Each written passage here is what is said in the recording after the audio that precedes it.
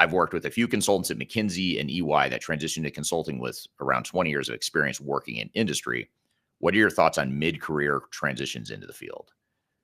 So in other words, people that aren't career consultants, they didn't start off like you and I did early in our careers becoming consultants. They decide halfway through or however long into their career, like, hey, I want to take this knowledge and these skills I've built and I want to become a consultant. How have you seen that work in the past in terms of mid-career transitions?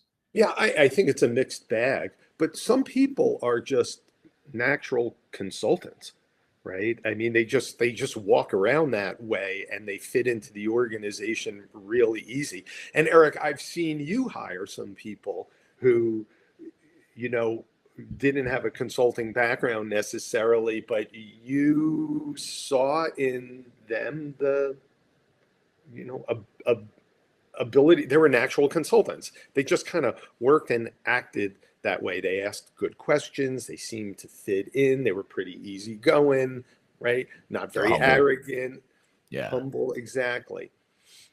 And then you have kind of the other side where people who have joined after 20 or 30 years in a different career who have an expectation that, well, I was a vice president in this organization and I'm coming into the consulting organization and I should be, you know, a big man. I should be a vice president or whatever it is.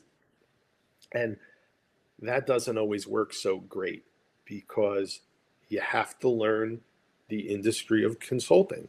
And so I think you'd wind up taking a step back. So yeah, unfortunately for Amy, I'm sorry that I think it's a mixed bag. Sometimes it works and sometimes it doesn't. I would say if you're hiring in the consultancy, one of these 20 or 30-year career people from the outside, just interview the hell out of them. Figure it. You'll know whether it's going to be a fit or not.